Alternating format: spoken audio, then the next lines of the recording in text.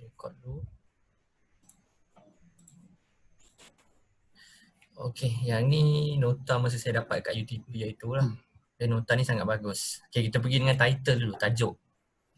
Tajuk tajuk ni biasanya tajuk kita punya thesis kan. Dia ada banyak nama lah. Ada yang panggil dissertation, ada yang panggil thesis. Tajuk ni biasanya yang last kali kita buat. Sebab tajuk ni dia macam kita kata macam dia satu penerangan lah tentang kita punya research tu kan, tapi dia pendek je. Okay, dia tengok point nombor 2, it should be clear, concise and accurate description of what your dissertation is about. Okay, dia kena jelas, tepat lah tentang apa kita punya dissertation.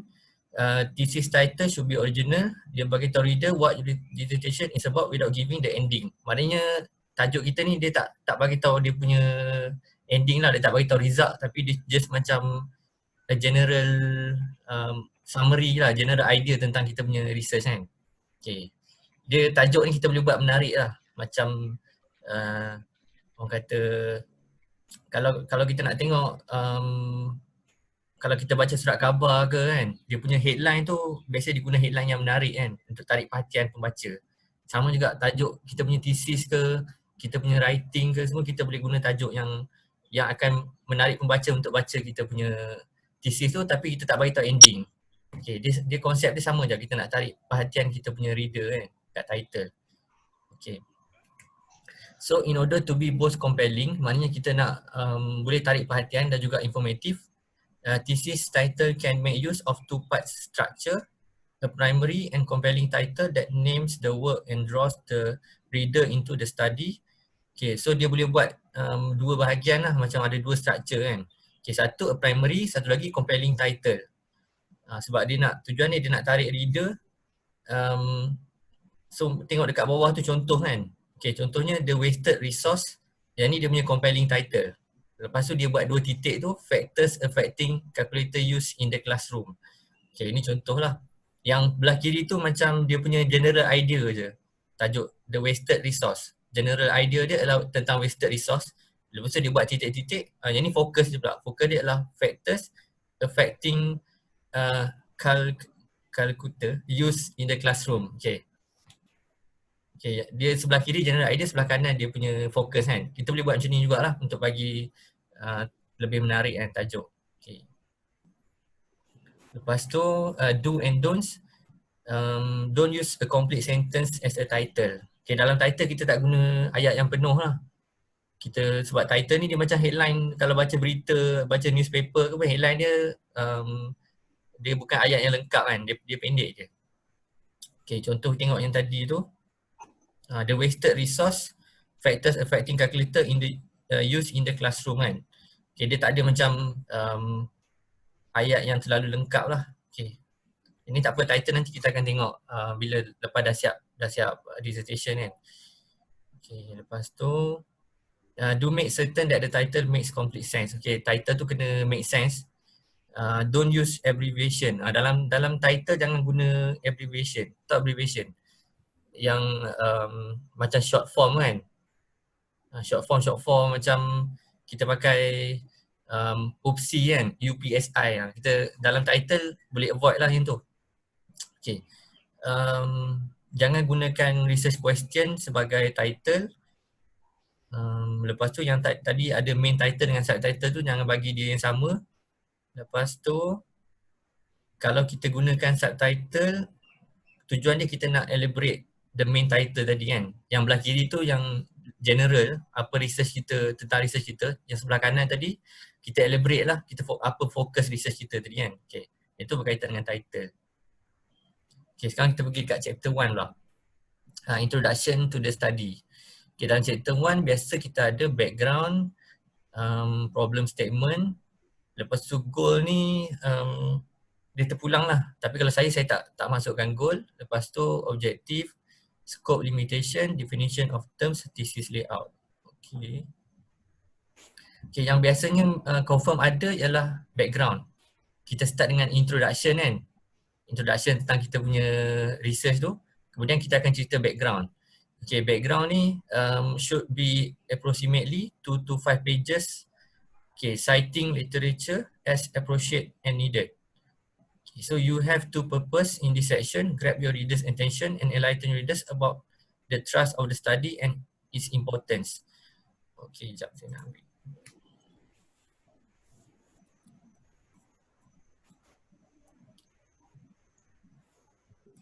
Okay, background ni kira dia macam introduction of kita punya research tu. Mula-mula orang akan baca title, lepas tu orang akan baca dekat abstract kan.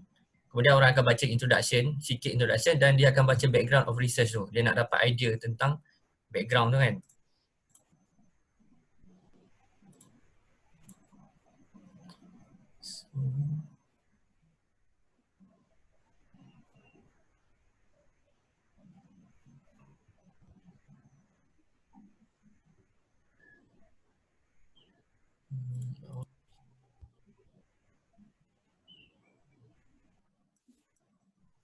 Okay, dia lebih kurang macam ni lah. Bila kita cakap tentang background ni, dia punya format dia lebih kurang macam ni. Dia start dengan yang general, kemudian dia akan lebih spesifik kan. Okay, contohnya macam kita buat tentang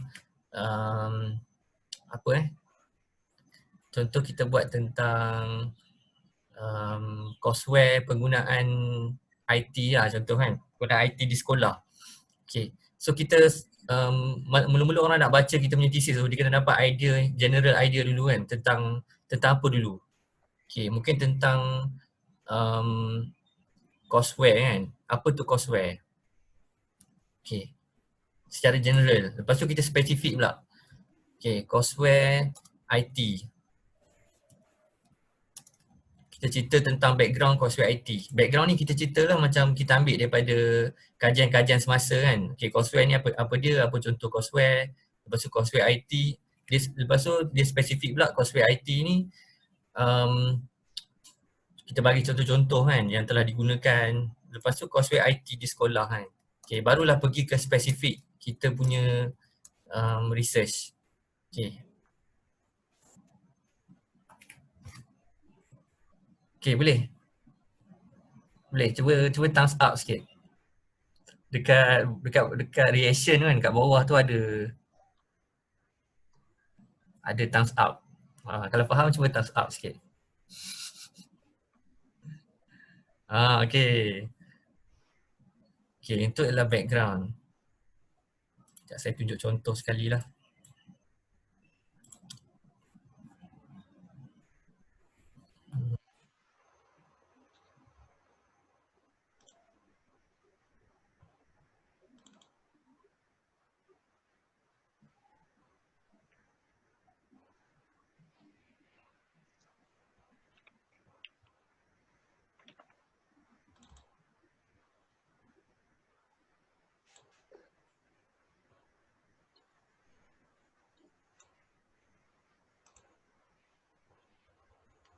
Okay.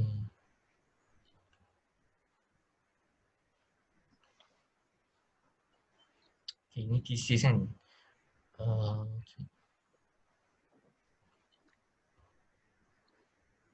Okay, macam ni tadi title kan, kita tengok title. Macam ni saya punya thesis PhD kan. Okay, double ocean based negotiation framework. Saya buat satu framework untuk dia buat negotiation lah. Kira macam automatic negotiation, dia guna AI untuk orang nak beli barang, nak beli cloud service. So AI ni dia akan tolong pembeli tu untuk buat keputusan kan. Kira macam automatic robot yang tolong buat keputusan lah. Okay, for heterogeneous and multi-attributes cloud services. Okay, saya macam secara general saya cerita apa yang saya punya research kan. Tapi saya tak masukkan dia punya result dia. Okay. Kemudian kita pergi ke ini abstract. Abstract nanti saya explain last sekali. Dah ambil abstract ke? Tak.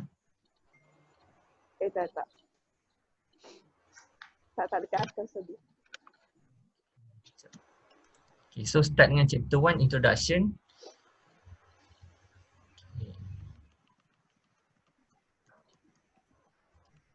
Kemudian macam saya punya thesis ni saya start dengan introduction lah. Kira background of research tu dia dekat introduction. Dalam section introduction kan.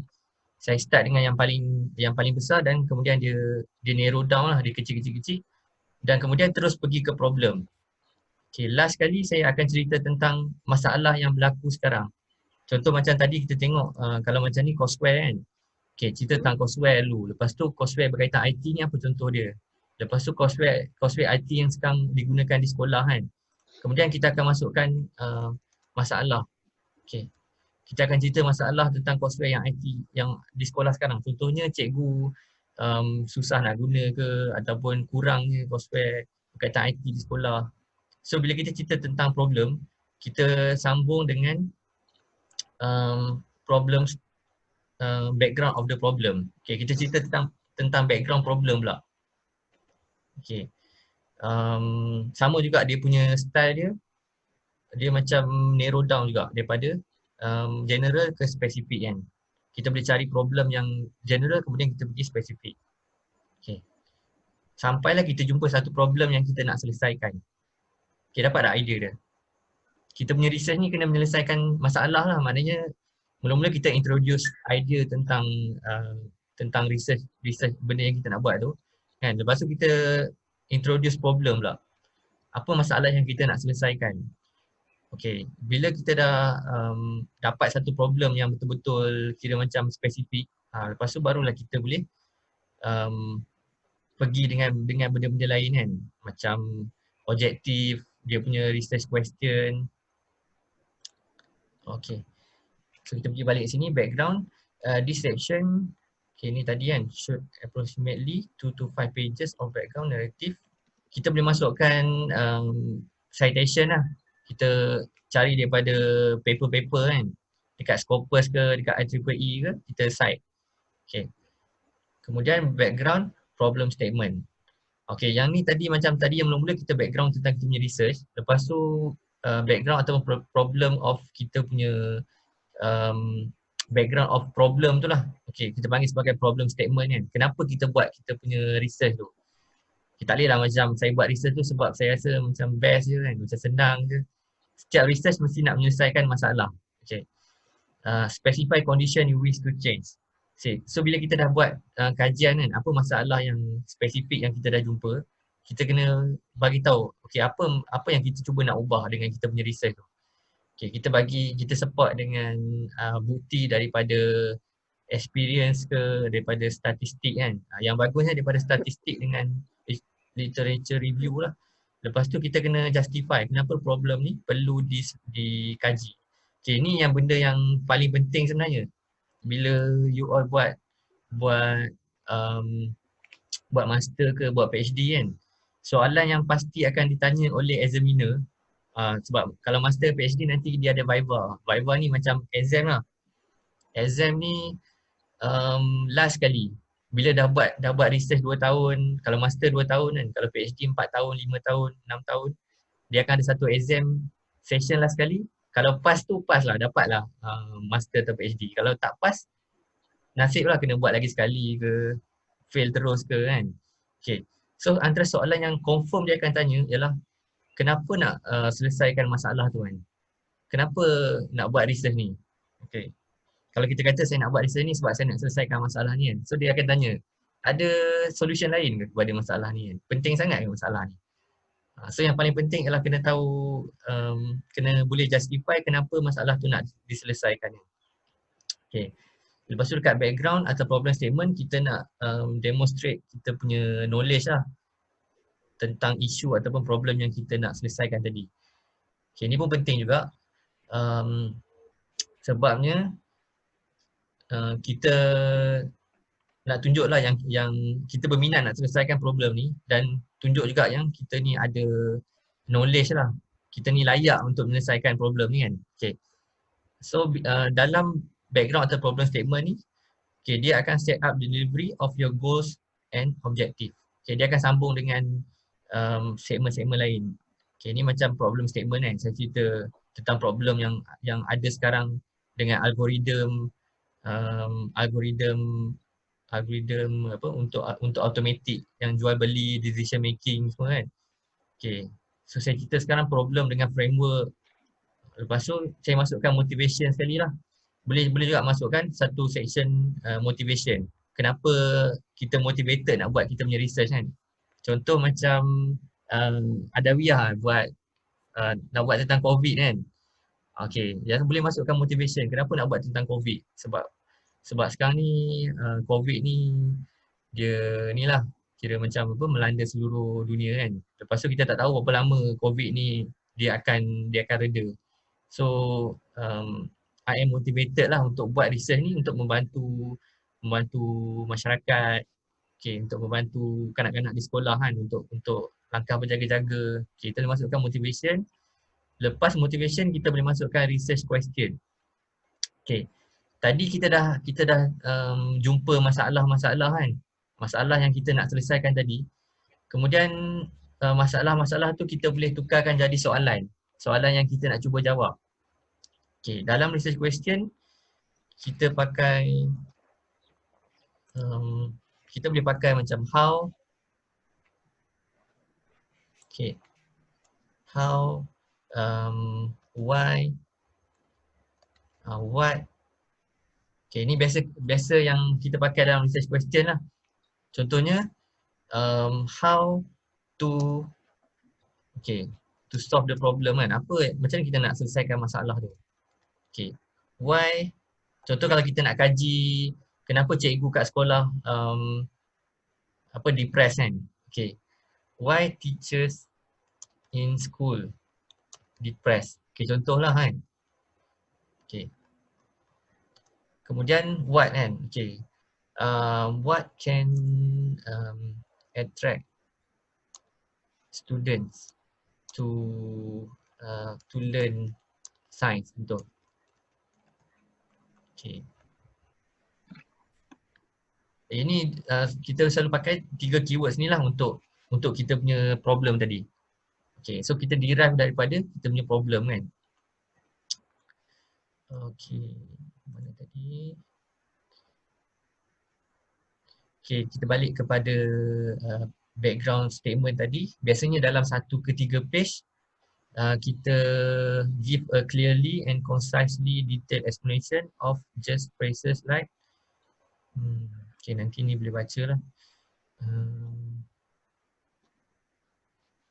Okay, dia macam dekat problem statement tu sebelum kita boleh bagi tahu kan, contoh macam ni dia kata while evidence of this relationship have been established in the private school of New Hampshire, no such relationship has been investigated within the public school of Missouri kan. Kita boleh cakap sekarang ni walaupun dah ada benda ni tapi masih belum kajian menyeluruh masih belum dibuat contohnya kan. Okay, ataupun benda ni belum digunakan untuk sekian-sekian kelompok contohnya.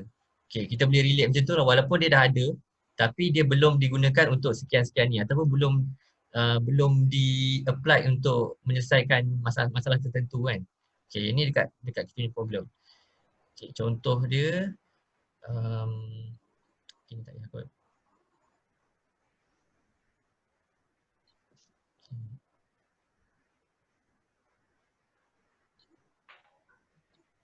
Okay. Lepas tu kita akan buat yang tadi soalan kan, research question kan.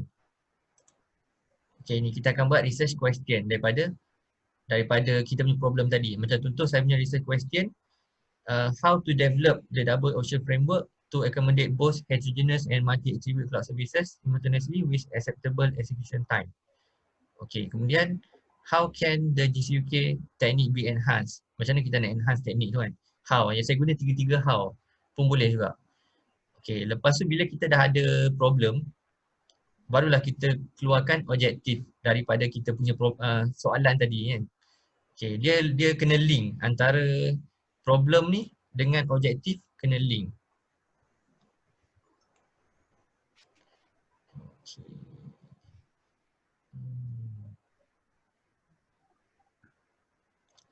Okay.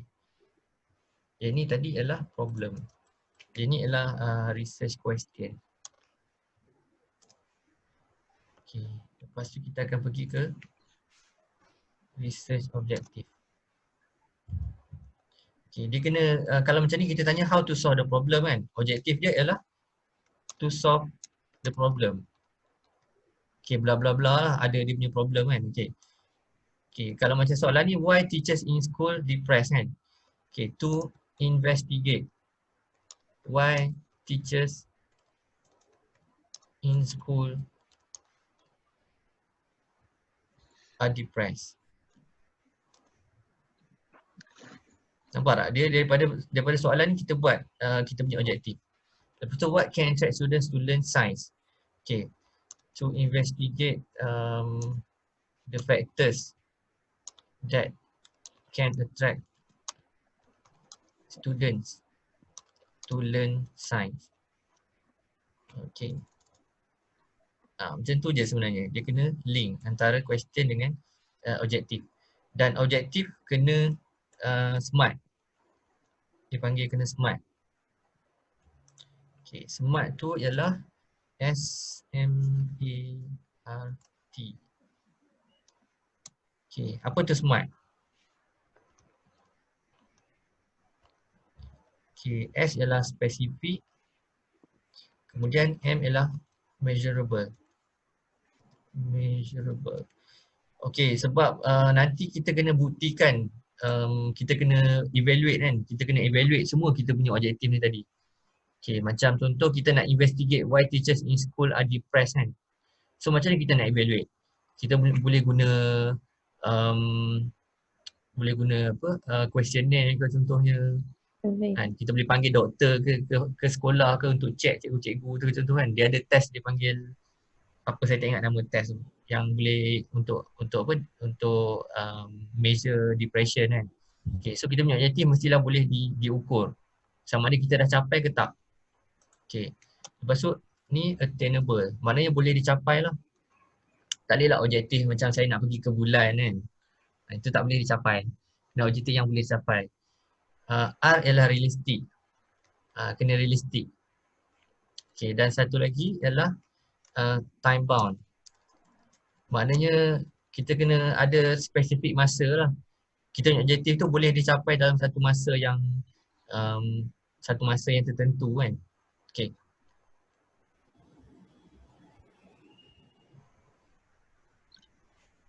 Okay, ada soalan tak setakat ni?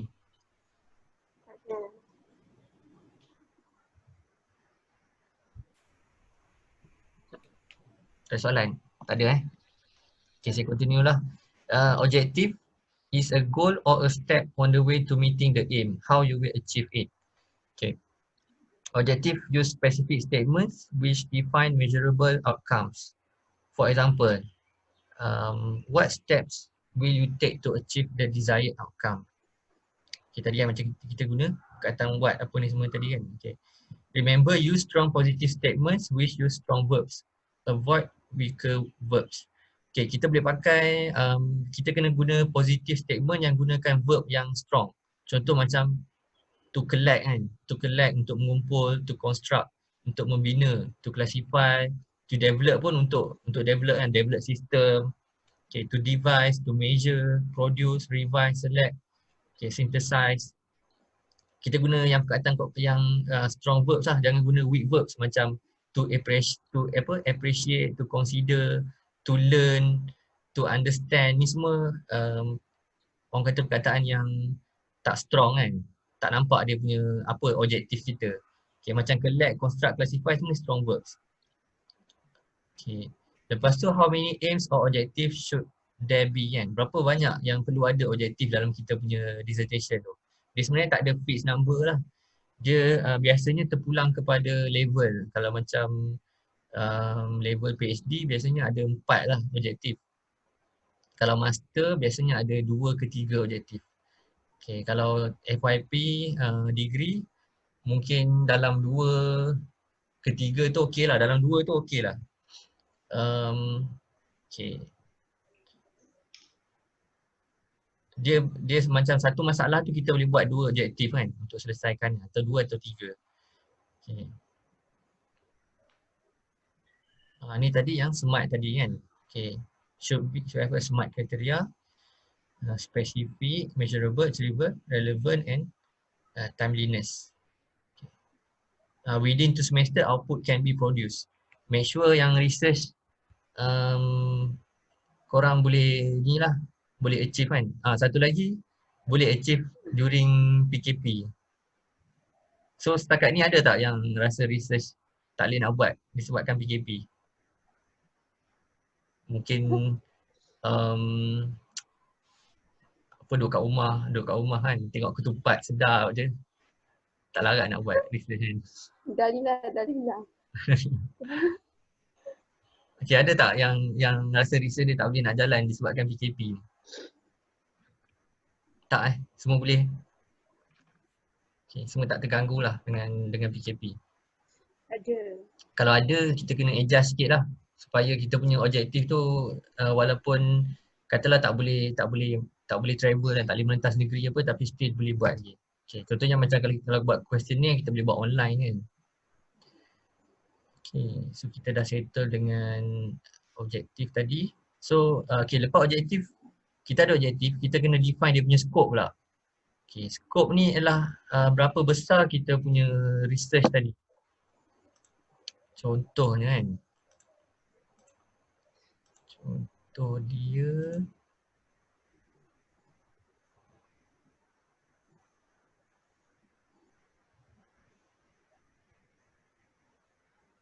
ada tak gambar?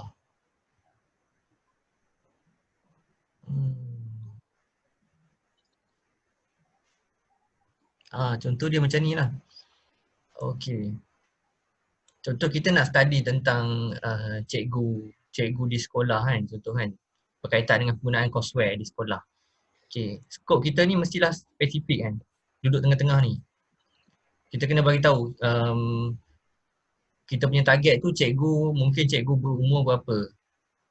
Okay. Kalau macam kalau kita kata nak study cikgu di sekolah, dia sangat general kan. Dia boleh merangkumi cikgu yang baru bekerja atau sampailah level pengetua contoh kan. Dan contoh. Dan juga dia boleh merangkumi banyak sekolah kan, sekolah rendah, sekolah menengah, sekolah SBP dan macam-macam lah. So kita boleh set dia punya scope dia, nak bagi tahu kita punya research ni dia cover area daripada mana ke mana je. Supaya bila kita dah bagi dia scope, barulah examiner dia tak boleh nak argue lah dengan kita. Sebab kita dah bagi tahu siap dah, saya punya research ni saya buat, saya kaji daripada sini ke sini je. Dia tak tanyalah kenapa awak tak buat sekolah dekat KL, kenapa tak buat sekolah dekat Indonesia kan. Saya dah beritahu dah saya punya research ni memang saya kaji skop saya dekat sini je. Okay. Itu tujuan skop. Kita bagi tahu awal kita buat kita punya work ni limited dekat tahap mana kan. Okay. Itu ialah skop. Okay, contoh macam skop yang saya guna, saya cakap kan, data used for validating proposed framework and mechanisms are to be obtained from Amazon EC2 website. Okay, saya beritahu data tu saya ambil daripada Amazon EC2 website.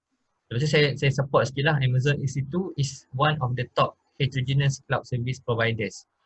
Okay, the value of the data are real. Ni saya cerita tentang data lah. Data tu saya beritahu, data tu saya ambil daripada website tu je. Kemudian saya beritahu website tu ialah website salah satu top dekat dunia kan. Sebab tu saya ambil. Tu saya cerita sikit tentang data tu. Okay, itu scope kan. Nanti macam bila korang nak buat macam contoh data collection ke apa, kena bagi tahu scope kan. Okay, ambil daripada sekolah mana contohnya. Ambil daripada mana. Dan kemudian kena bagi tahu pula kenapa ambil daripada situ kan. Okay, kena explain sikit lah kenapa ambil daripada situ. Kenapa fokus kepada grup-grup tertentu saja. Okay. Okay, itu adalah scope. Kemudian dekat chapter 1 tadi, dekat last kali dia kena ada thesis outline. Okay, thesis outline ni kalau chapter 1 dia tak ada summary. Dia last kali dia ada thesis outline je. Kalau chapter lain dia ada summary kat last kali. Tapi chapter 1 tak ada. Thesis outline ni dia macam dicerita lah, okay. The remaining thesis is organized into 4 chapters as follows. Okay, chapter 2. Kita bagi tahu kan, chapter ni present a review of the literature related to the study. Okay. Kemudian the background of the study related work semua akan didiscuss dalam chapter ni. Kemudian chapter 3, tajuk dia kemudian apa yang chapter ni present kan. Okay, chapter 4 dan chapter 5. Okay, dia macam satu outline lah nak bagi idea dekat pembaca tadi kan. Tentang apa next punya chapter tu akan bagi tahu kepada kita punya reader. Okay. Dan habis satu chapter 1. Doktor. Nah. Kan doktor cakap dekat tesis online tu kan. Bukan ada chapter semuanya itu Dr. check ada conclusion ke yang kami punya itu? Ke tu untuk Kalau ikut format yang diberi kan. sebab nanti Dr. check ada conclusion kat kami punya. Yang tu format yang opsi bagi kan. Sekejap.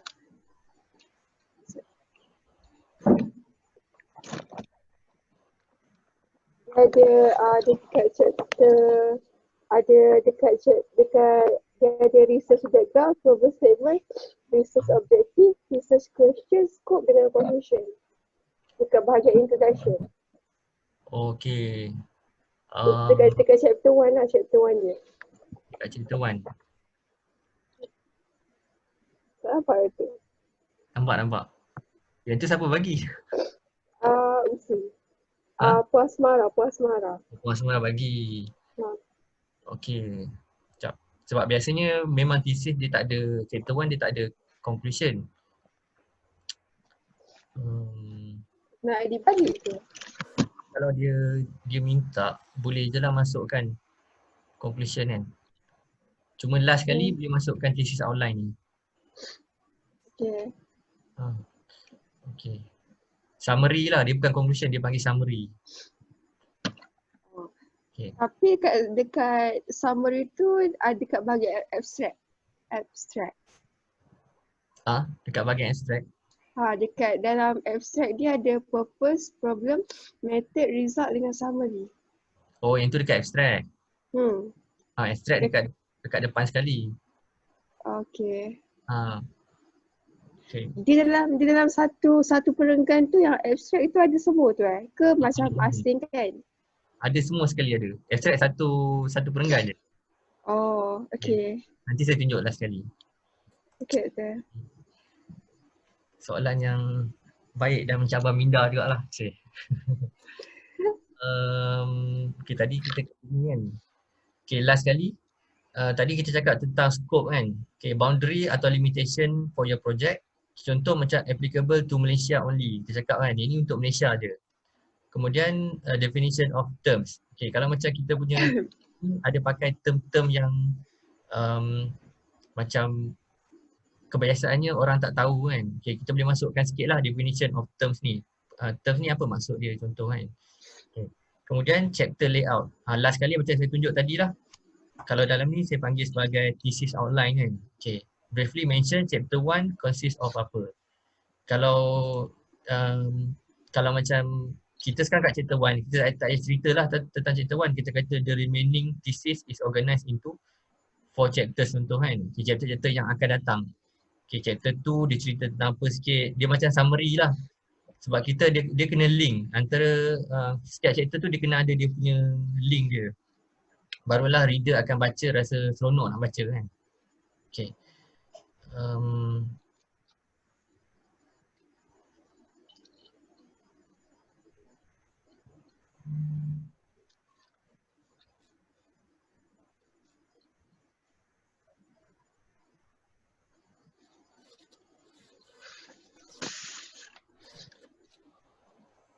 Okay, itulah untuk chapter 1. Ada lagi soalan? Ada soalan tak untuk chapter 1 ni? Sebelum saya masuk. Tak ada yang lain? Tak ada lah.